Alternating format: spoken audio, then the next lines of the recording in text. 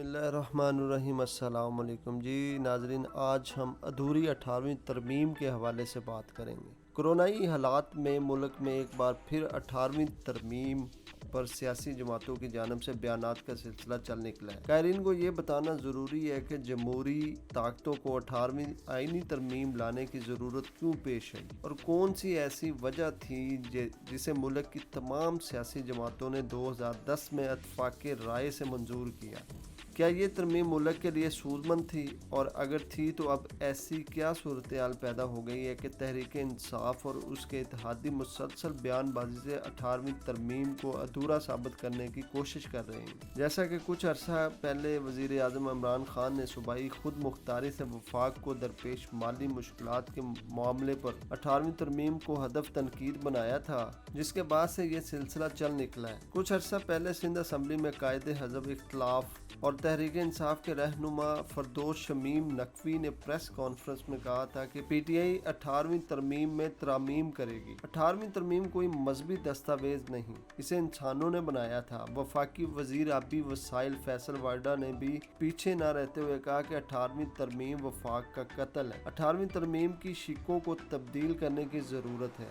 حکومتی شخصیات کے مقابلے پر پیپلز پارٹی، مسلم لیگ نون اور اے این پی کے رہنما مسلسل اس ترمیم کا دفاع کر رہے ہیں اور خبردار کر رہے ہیں کہ ایسا کوئی بھی اقدام صوبوں کی علیحدگی کی صورت میں بھی نکل سکتا ہے۔ یہ سیاسی جماعتیں اس خدشہ کا اظہار کر رہی ہیں کہ 18ویں ترمیم کو رول بیک کرنے کی بنیادی وجہ پارلیمانی نظام حکومت ختم کر کے صدارتی نظام کی راہ ہموار کرنا ہے۔ ابھی چند دنوں سے یہ قصہ ایک بار پھر چل نکلا ہے کہ جس میں حکمران جماعت کی جانب سے بتایا جا رہا ہے کہ حکومت این ایف سی ایوارڈ اور 18ویں ترمیم کے تحت ہونے والی اقدامات اور اصلاحات کا جائزہ لے گی، اور اگر ضروری ہوا تو اس میں مختلف سیاسی جماعتوں سے مشاورت کے بعد ترمیم بھی کرے گی، جس کے لیے مختلف سیاسی جماعتوں سے مشاورت بھی مکمل کر لی گئی ہے، کیونکہ این ایف سی ایوارڈ کے ذریعے صوبوں کو دیے جانے والے فنڈز کرپشن کی نظر ہو رہے ہیں اور حقیقی معنوں میں عوام پر خرچ نہیں ہو رہے۔ اس ترمیم کے ذریعے صوبوں نے اپنے اختیارات میں بے حد اضافہ تو کر لیا، لیکن اختیارات کی نچلی سطح پر منتقلی کو یقینی نہیں بنایا، جس سے یہ سوالات جنم لینے لگے ہیں کہ یہ سب کچھ ذاتی مفادات کی خاطر تو نہیں کیا گیا تھا۔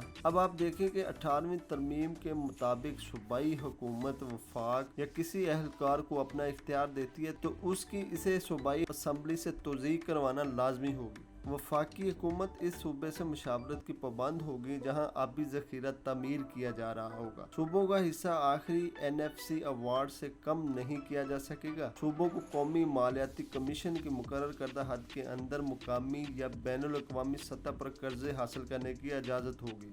اس طرح کی کئی ایک شقوں کو دیکھتے ہوئے میرا ماننا یہ ہے کہ صوبوں کی وجہ سے وفاق مضبوط ہونا چاہیے، نہ کہ صوبے مضبوط اور وفاق کمزور ہو جائے۔ 18ویں آئینی ترمیم کے تحت دیگر اہم شعبوں کی طرح صحت اور تعلیم جیسے دو اہم شعبوں کو مکمل طور پر صوبوں کو سپرد کر دیا گیا۔ آج ان شعبوں کی زبوں حالی دیکھ کر دل خون کے آنسو روتا ہے۔ دنیا بھر میں تعلیم کا شعبہ وفاقی حکومت اپنے پاس رکھتی اور نوجوان نسل میں قومی سوچ پیدا کرنے اور یکساں سمت متعین کرنے کے لیے تعلیمی نصاب مرکزی حکومت تیار کرتی ہے۔ اب اس ترمیم کی وجہ سے تعلیمی نصاب تیار کرنے میں صوبے خود مختار ہیں اور وہ جیسا چاہیں نصاب تیار کر سکتے ہیں، جس کا نقصان ہمیں ایک قوم نہ بن سکنے کی صورت میں نکلے گا۔ جب تعلیمی نصاب ایک نہیں ہوگا تو یقیناً قومی وحدت اور سوچ ایک نہیں ہو سکتی۔ اس کا نتیجہ ہم مشرقی پاکستان میں دیکھ چکے ہیں۔ وہاں تعلیمی نصاب میں ایک طبقے نے جان بوجھ کر تبدیلیاں کروائیں۔ اس نصاب کو پڑھانے والے ہندو اساتذہ نے ہماری قوم میں نفرت کا بیج بویا اور نوجوان نسل میں علیحدگی کی تحریک پیدا کی۔ انہیں باور کروایا گیا کہ تمہارے مال پر مغربی پاکستان عیش کر رہا ہے۔ یہی نہیں بلکہ مشرقی پاکستان کی قانون ساز اسمبلی کے وفد نے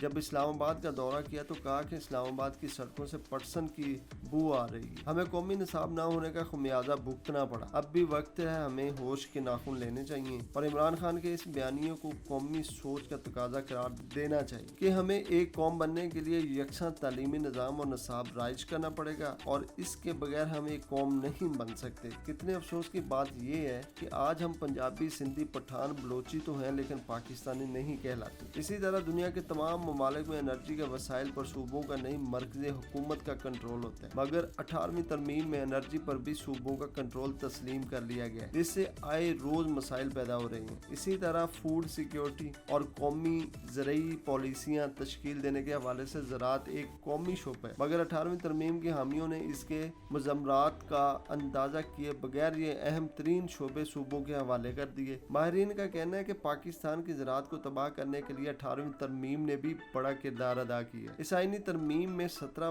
وزارتیں صوبوں کو دی گئی ہیں، جن میں صحت کا شعبہ بھی شامل ہے۔ حالیہ کورونائی حالات میں یہ بھی واضح ہوا ہے کہ صوبے کسی بھی ہنگامی حالات کے لیے تیار نہیں تھے۔ سندھ کے شعبہ صحت کی حالات تو انتہائی ابتر تھے۔ یہ تو اللہ بھلا کرے، نیشنل ڈیزاسٹر مینجمنٹ اتھارٹی کا، جس نے 28 فروری کو پہلا کورونا مریض سامنے آنے پر فوراً صوبوں سے وینٹیلیٹرز کا ڈیٹا اکٹھا کیا اور فوری طور پر چین میں اعلیٰ حکام سے رابطہ کر کے اپنے جہاز بھجوا کر ٹیسٹنگ کٹس، سرجیکل ماسک اور وینٹیلیٹرز منگوائے اور اب تک منگوائے جا رہے ہیں، اور جون تک 700 وینٹیلیٹر منگوانے ہیں، جس کی وجہ سے ملک میں محکمہ صحت کی تیاریاں مکمل کروائی گئیں۔ ناظرین، 18ویں ترمیم کی سب سے بڑی خرابی یہ ہے کہ اسے سیاسی مقاصد کے لیے آئین میں شامل کیا گیا ہے۔ اس کا مقصد ہرگز وفاق کو مضبوط کرنا نہیں تھا۔ یہ مقصد ہوتا تو اس میں یہ سکم نہ رکھا جاتا کہ ارکان پارلیمنٹ اپنی رائے ہی نہ دے سکیں۔ اگر اس پر بھی 8ویں ترمیم کی طرح 57 دن بحث ہوتی تو سارے عوامل کھل کر سامنے آ جاتے، پھر چور دروازے سے ترمیم کرانے کا تاثر جنم نہ لیتا۔ 18ویں ترمیم کے بعد صوبوں کو سیاسی و مالی خود مختاری